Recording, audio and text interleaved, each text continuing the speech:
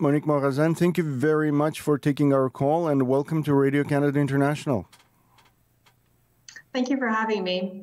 Now, it's been more than 10 days since Cyclone Idai hit Mozambique, Zimbabwe, and Malawi.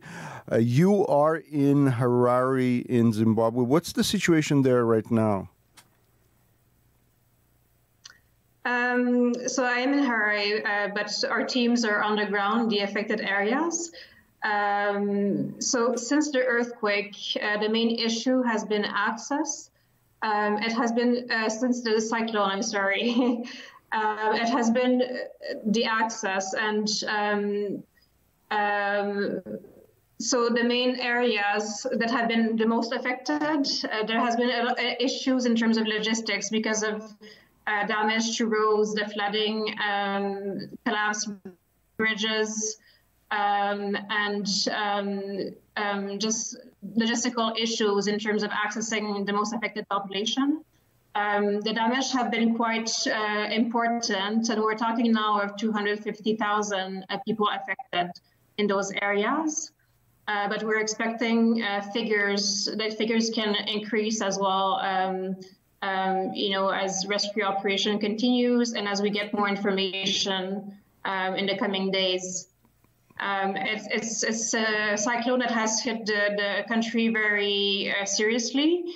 The population has been very affected, and the civil society has responded through church group, for example. A lot of the Zimbabwean I speak to haven't seen this kind of damage and this kind of impact in their lifetime. They're used to storm, but not of this magnitude. And I think it took everyone by surprise, the scale of the disaster.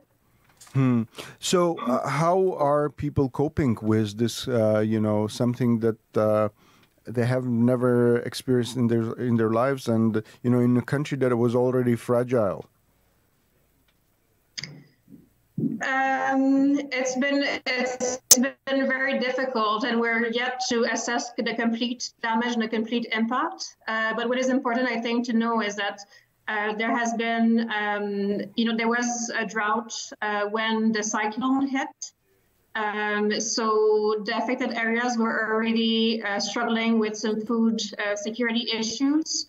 The damage of the cyclone, in some cases, wiped out the livelihoods of the people living there, wiped out the little land they were able to cultivate this year. From the assessment that we have carried out at CARE and from others' assessment, we've been hearing that the massive needs includes shelter.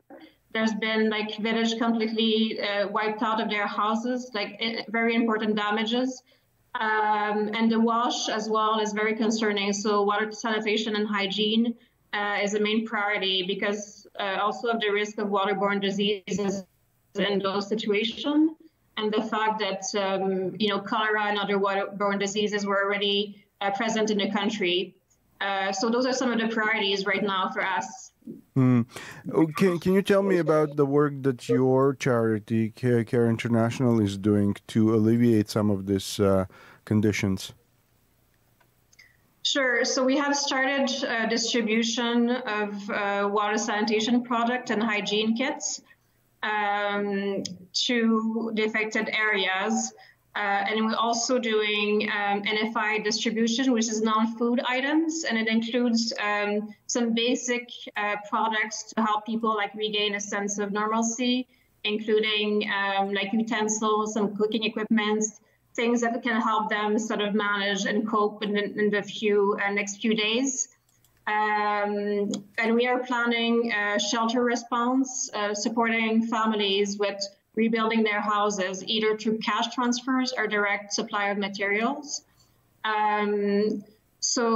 But what I want to emphasize is that there will be very immediate needs, life-saving needs, but there will also be long-term recovery needs for these population because of the loss of livelihoods, and that will take some time to recover. So what would you like, your fellow Canadians back here in Canada, the Canadian government, to do to help with the situation?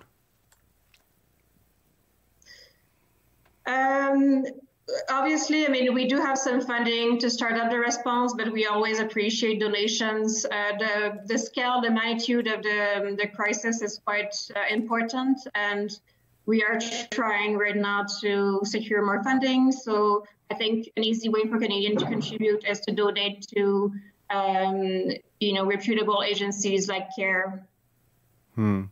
What in these coming days and weeks, can you tell me about some of the priority things that you're working on right now?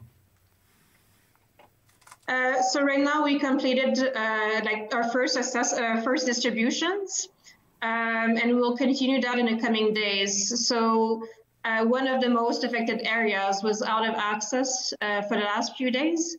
And yesterday we finally got access through road.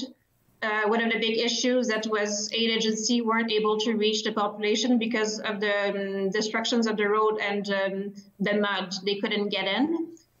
So the only way to go was by helicopter. So since yesterday, we have been able to get in some of the areas, but there still remain some areas in the most affected district that hasn't been reached, that are not accessible. So we will be working on that in the coming days and continuing distributions.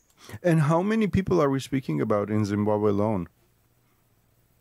So the estimated number is 250,000 for now, but it might change in the coming days. It's based on estimates, but all agencies have been conducting an assessment. But as I mentioned, there's a lot of areas still that are inaccessible. So it's sort of estimation based on the current assessments. Thank you very much. I really appreciate you taking the time to speak with us. Thank you very much.